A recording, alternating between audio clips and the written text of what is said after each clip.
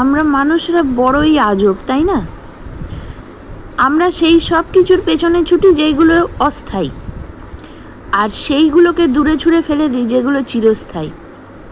আমরা রূপ, সৌন্দর্য এসবের পেছনে ছুটে বেড়াই, কিন্তু আমরা ম্যানার্স জিনিসটাকে দূরে ছুঁড়ে ফেলে দিই।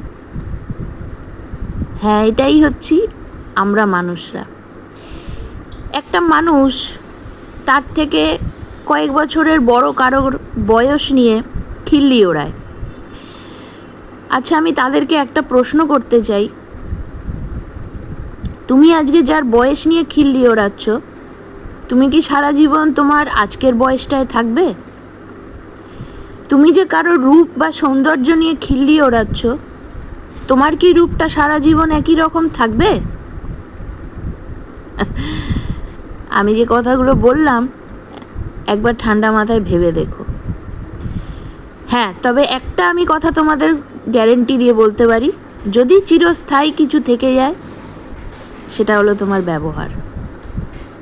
এটা অবশ্যই মাথায় রাখবে।